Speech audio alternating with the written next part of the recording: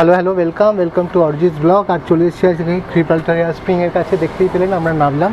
তো আজকে কেন এসেছি, আজকে ওয়ার্ল্ড ইন্টারন্যাশনাল ডেতে, ওটা 8 তারিখ ছিল আর আজকে 9 তারিখ। আজকের ইভেন্টটা হচ্ছে 9 তারিখে। তো গত বছর আমরা এখানে এসেছিলাম অর্পণদার সাথে। আমাদের যে সম্পর্ক অরিজিৎ অফিসিয়াল আর ক্রিপালটার স্প্রিংয়ের যে রিলেশনটা, সেটা একটা মজবুত সম্পর্ক, একটা হেয়ার স্প্রিংয়ের মতন মজবুত। যত সমস্যায় আসো, যত ঝটকায় লাগুক, আমরা কিন্তু ডিসম্যান্টেল হব না বা নড়ে যাব না সম্পর্কটা। তো আজকে আমরা এখানে কি করব সেটা তো আপনাদের কাছে ভিজুয়ালি আমি নিয়ে আসবো, কিন্তু আজকে একজনের সাথে আলাপ করিয়ে দিই। আপনারা চেনেন, শক্তি সম্মান অ্যাওয়ার্ড উইনার দিশা এসছে আজকে এখানে। চলুন দিশার কাছে যাওয়া যাক। দিশা, কেমন আছো? ভালো আছি। ভালো আছো? কতটা ভালো আছো? All good. তাহলে হ্যান্ডশেক করো। একদম ভেরি গুড। তো দিশা ব্যানার্জি, দিশা শক্তি সম্মান মানে কোন সালে পেয়েছিলে? 23 সাল। 2023-এ দিশা শক্তি সম্মান পায়। আর আজকে তুমি কোথায় এসছো? আমি আজকে জিব্রাল্টার স্প্রিংয়ে এসেছি। কেন এসছো? ওমেন্স ডে সেলিব্রেট করতে। ওমেন্স ডে গতকাল হয়ে গেছে, আর আজকে 9 তারিখ। আজকে আমরা এখানে একটা সেলিব্রেশন করবো। একদম। আজকে জিব্রাল্টার স্প্রিংয়ে এখানে যারা মানে মহিলা স্টাফেরা রয়েছেন, ওয়ার্কাররা রয়েছেন, যারা কর্মক্ষেত্রে কাজ করেন, তাদের সাথে দিশার একটা ইন্টারাকশন সেশন হবে। এবং আমি প্রমাণ করতে চাই যে শক্তি সম্মান যারা পেয়েছে, আমি চেষ্টা করি তাদেরকে কোথাও না কোথাও একটা স্পেস প্রোভাইড করতে, যাতে তারা নিজেদের কথা, নিজেদের লড়াই তারা সেগুলো শেয়ার করতে পারে। আজকে এখানে এসে দিশা কেমন লাগছে তোমার? এই সুযোগটা যে ওনারা তোমায় করে দিয়েছে, কেমন লাগছে? খুব ভালো লাগছে। এক কথায় যদি খুব স্বল্প কথায় উত্তর দিই, মানে খুব ভালো লাগছে। জীবনে এমন এমন মুহূর্ত থাকে না, যেগুলো ভাষায় প্রকাশ করলে মানে কম প্রকাশ করা মানে হয়, সেখানে নীরবতা অনেক কিছু বলে। সেক্ষেত্রে আমি যেটাই বলবো সেটাই কম হবে। এই অনুভূতি বলে বোঝানো নয়। এবং এই ধরনের জায়গাতে তো খুব একটা আসার সুযোগ হয় না। আমি পড়াশোনা লেখালেখি সব নিয়েই থাকি বেশিরভাগ। তাই এই সুযোগটা পেয়ে খুব ভালো লাগছে। তো তুমি এখন কি পড়াশোনা করছো? মানে আমার এই মুহূর্তে ইতিহাসে এমএ কমপ্লিট হয়ে গেছে। আমি এখন মানে সরকারি চাকরির জন্য কম্পারেটিভ এক্সামগুলো যেগুলো হয়, কম্পারেটিভ এক্সামের জন্য কম্পারেটিভ এক্সামের কোচিং নিচ্ছি। আচ্ছা, তো এই পড়াশোনা ছাড়া আর কি করছো? লেখালেখি করি। লেখালেখি করো? কি লিখছো এখন? এখন মানে সামনে একটা মানে কবিতা প্রকাশিত হবে। আচ্ছা, মানে তুমি কবিতাটাতে লিখতে ভালো? মানে কবিতা গল্প সবই লিখতে পারি, কিন্তু কবিতাটা আমার বেশি মনের কাছে, বেশি প্রিয়। কবিতাটাই বেশি লিখি। আজকে আমি মানে অর্পণদাকে মানে থ্যাঙ্কস জানানোর কিছু নেই। প্রত্যেকবার উনি আমাকে সুযোগ করে দেয়, যে সুযোগটাকে আমি ইউটিলাইজ করি তোমাদেরকে সামনে নিয়ে এসে, তোমাদেরকে একটা প্ল্যাটফর্ম প্রোভাইড করি, যেখানে তোমরা তোমাদের জীবনের লড়াইটা শেয়ার করতে পারো, অনেকের সাথে বলতে পারো, এবং কোথাও না কোথাও তোমার লড়াইটার সাথে কেউ না কেউ কোথাও না কোথাও রিলেট করবে। সেও মনে একটা শক্তি পাবে এবং সেও জীবনে একটা কামব্যাক করার চেষ্টা করবে। এই শক্তি সম্মান তোমার জীবনে কতটা ইম্প্যাক্ট ফেলেছিল? দেখুন, শক্তি সম্মান নামের মধ্যে শক্তি আছে, নামটার মধ্যে পাওয়ার আছে। তো শক্তি সম্মান আমাকে অবশ্যই একটা শক্তি দিয়েছে এবং আমার জীবনের একটা অন্য অ্যাঙ্গেল থেকে আমাকে মানে আমার নতুন দরজা খুলে গেছে আমার জীবনে, লাইফ চেঞ্জিং হয়েছে। এবং আমার সবথেকে বড় কথা হলো আমার সমাজের গ্রহণযোগ্যতা বেড়েছে। এবং শক্তি সম্মানের পরে আমি যেখানেই গেছি, যে অনুষ্ঠানেই গেছি, সেখানেই শক্তি সম্মান নিয়ে কথা হয়েছে, আমার কবিতা নিয়ে কথা হয়েছে। এবং শক্তি সম্মান মানে পাওয়ার পরে আমি 2-3টে ইন্টারভিউ দিই বিভিন্ন জায়গায়, এবং সেই ইন্টারভিউগুলো নিয়ে কথা হয়েছে। আমার প্রবলেম নিয়ে কিন্তু কোনো কথা হয়নি। এটাই আমার সবথেকে বড় পাওয়া বলে আমি মনে করি।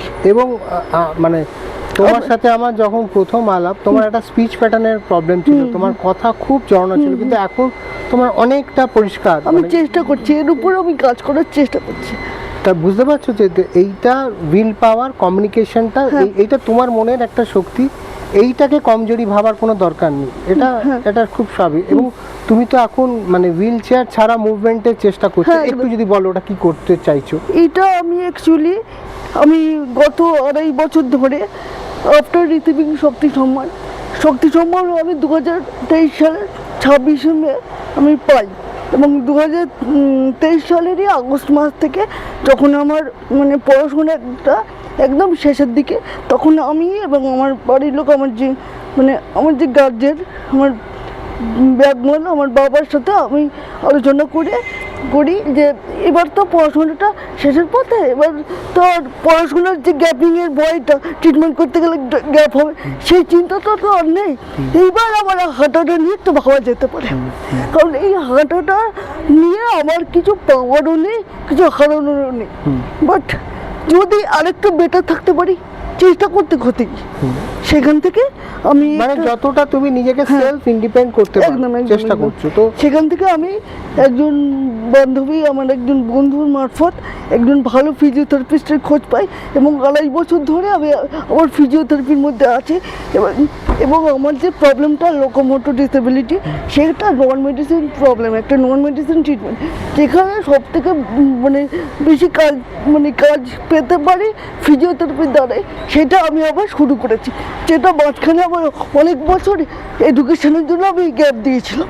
তোমার টার্গেট কি, যে এইটার থেকে ওই দুটো মানে তুমি ওই মোবাইলিটি যে সমস্যাটার সমাধান করার চেষ্টা করছো, এইটা অ্যাচিভ করার তোমার একটা টার্গেট কি কিছু ঠিক করে? টার্গেট হচ্ছে, আমি আগে হুইল চেয়ার ইউজ করতাম, হুইল চেয়ারটা ছেড়ে এখন দুটো স্টিক নিয়েছি। হুইল চেয়ারটা যত সম্ভব অ্যাভয়েড করার চেষ্টা করছি বা কম ইউজ করার চেষ্টা করছি, যেখানে একদম ইউজ না করলে উপায় নেই সেখানে করছি, আদারওয়াইজ নট। আর এখন দুটো স্টিকে হাঁটছি 4-5 মাস হলো। এরপরে আমার টার্গেট আছে একটা স্টিকে হাঁটার, মানে এখন এলবো ক্রাচে হাঁটছি, দুটো এলবো ক্রাচ, এরপরে একটা এলবো ক্রাচে যাওয়ার ইচ্ছা আছে, তারপরে স্টিকে যাওয়ার ইচ্ছা আছে। এই যে তোমার একটা ট্রান্সফরমেশন হচ্ছে, হুইল চেয়ার থেকে তুমি একটা এখন মানে দুটো ক্র্যাচের সাহায্য নিয়ে হাঁটা, এই যে পাড়াটা, এই যে ট্রান্সফরমেশনটা, এটা তোমাকে খুব শক্তি যোগাচ্ছে, ফিল মনে একটা আনন্দ দিচ্ছে। তো এটা কিরম ভাবে এনজয় করছো তুমি? এটা আমি প্রথমেই বললাম, এখান থেকে আমার কোনো এক্সপেকটেশন নেই, তাই জন্য আমি যেটুকুনি পাচ্ছি সেটুকুনিকেই অনেক বেশি মনে হচ্ছে, এবং আমি এই সময়টাকে খুব এনজয় করছি। আচ্ছা, ধরো তোমার মতন ক্রাইসিসে যারা সম্মুখীন হয়েছে, যাদের খোঁজ আমি পাইনি, যারা শক্তি সম্মান হয়তো আমি খুঁজে পাচ্ছি না, তারা যদি খুঁজে পাই, আমি নিশ্চয়ই তাদেরকে এই প্ল্যাটফর্মে, তুমি লাকি, তোমাকে আমি খুঁজে পেয়েছিলাম, তোমাকে দিতে পেরেছি। তোমার পেছনে আমি বকি, ধমকাই, চেঁচাই, কথা, স্পিচ ঠিক করো, ঠিক করো, এটা করো, ওটা করো, একদম কড়া শাসনের একদম। তাতে কি হয়, এইটা শাসন তোমার বেটারমেন্টের জন্য, যে তুমি এইগুলো তোমায় অ্যাচিভ করতে হবে। আমার কাছে দুর্বলতা দিয়ে, সিম্প্যাথি দিয়ে সাকসেস স্টোরি হবে না। আমি এটা বিশ্বাস, সাকসেস স্টোরি করতে গেলে তোমাকে কেপেবল হতে হবে। আজকে বাবা আছেন, কালকে নাও থাকতে পারে, তোমাকে কেপেবল হতে হবে যে ইউ ক্যান ডু এভরিথিং, একদম। এটা তৈরি হতে হবে, এটা খুব প্র্যাকটিক্যাল কথা। যারা এই সমস্যার মধ্যে আছে, তাদের উদ্দেশ্যে তুমি কি বলবে? দেখুন, আপনি যে কথাগুলো আমাকে বললেন, আপনি যে শাসনটা করেন, তার মধ্যে একটা আদর, একটা কেয়ার ব্যাপার আছে, যেটা ঠিক আমার বাবার মতো। আমি আপনাকে আমার গার্জেন হিসেবেই দেখি, এখন আমার বাবাকে যে চোখে দেখি, আপনাকেও সেই একই অ্যাঙ্গেল থেকে আমি দেখি। আর বিষয়টা হলো যে আমার মতো যারা আছে তাদের সাহস জোগানোর জন্য আমি যেটা বলতে চাই, সেটা হচ্ছে, দেখুন, প্র্যাকটিক্যাল, আপনি বললেন যে প্র্যাকটিক্যাল বা বাস্তবকে এড়িয়ে যাওয়ার তো কোনো উপায় নেই আমাদের। দেখুন, আমাদের মতো মানুষদের ক্ষেত্রে শুরুতেই তো একটা ক্ষতি হয়ে যায়। এর ফলে কি হয়, আমাদের জীবনে আর কিছু হারানোর ভয়টা খুব একটা থাকে না, যা হবে দেখে নেবে, এরকম একটা মেন্টালিটি তৈরি হয়ে যায়, যেটা আমার মধ্যেও আছে, ছোটোবেলা থেকেই হয়তো ছিল, মানে বয়স যত বেড়েছে তত প্রকট হয়েছে। এবার বিষয়টা হলো কি, আমি একটা কথা বিশ্বাস করি, খুব সবাই আমরা সব কিছু পারি না, কিন্তু সবাই কিছু না কিছু পারি। এই কিছু না কিছুটাকে আমাদের খুঁজে বার করতে হবে, এই কাজটা আমাদের নিজেদেরকেই করতে হবে, এবং বাড়ির লোকের বিশ্বাস অর্জন করতে হবে, বাড়ির লোককে দেখাতে হবে যে আমি এটা পারি। বাড়ির লোক যেই মুহূর্তে আপনি যে মুহূর্তে বাড়ির লোকের বিশ্বাসটা অর্জন করতে পারবেন, সেই মুহূর্তে বাড়ির লোকই আপনাকে বিশ্বাস করে আপনাকে এগিয়ে দেবে। যে তখন আপনার বাবা, আপনার মা বিশ্বাস করবে যে আমার ছেলে বা আমার মেয়েটা পারে, ও পারবে, আমি ওর পাশে আছি। দেখুন, বাড়ির লোক বা বাবা মা একটা সাপোর্ট সিস্টেম, যারা আমাদের এগিয়ে দেয় যে তুই মানে কল, আমি তোর পেছনে আছি, কিন্তু আমাদের কাজটা আমাদেরই করতে হবে, আমাদের লড়াইটা আমাদেরই করতে হবে। আর প্রত্যেকের জীবনে একটা গল্প আছে, প্রত্যেকের জীবনে একটা লড়াই আছে, সবার নিজের নিজের লড়াইটা নিজেকে লড়তে হবে। তো ও বলেই দিল সবার জীবনে একটা লড়াই আছে, নিজেদের লড়তে হবে। এবং যারা এই ব্লগটা দেখে যারা জীবনে এরকম একটা কোনো চ্যালেঞ্জ ফেস করছেন, তারা আমার সাথে যোগাযোগ করতে পারছেন না, যোগাযোগ নেই, তাদের সাথে দিশার যোগাযোগ হলে দিশা আমাকে জানাতে পারে। এবং একটা কমন মানুষ, ও আমাকে অনেক সময় বলে এর কথা ওর কথা বলে, তাদেরকে আমি হয়তো অনেক সময় কানেক্ট করে নিয়েও এসেছি প্ল্যাটফর্মে। তো আপনারা যারা চাইবেন, যাদের সেম সমস্যা আছে, আপনারা যোগাযোগ করতে চাইলে আমাদের অরিজিৎ অফিসিয়ালের একটা পেজ আছে, শক্তি সম্মান বাই অরিজিৎ অফিসিয়াল, ওই পেজে গিয়ে আপনাকে একটা অ্যাপ্লিকেশন করতে হবে। আর কি করতে হবে, এই দেখুন ও হচ্ছে আমাদের কাছে এসেছে। দর্শক বসো বসো বসো বসো বসো বসো বসো। তো এই ব্লগটা শেষ করব আমরা এখানেই। তো দিশার যেমনি একটা গুণ আছে, ও কবিতা লেখে, ও লেখালেখি করে, ও কবিতা লিখতে ভালোবাসে। তো দিশা একটা কবিতা দিয়ে এই ব্লগটা শেষ করব।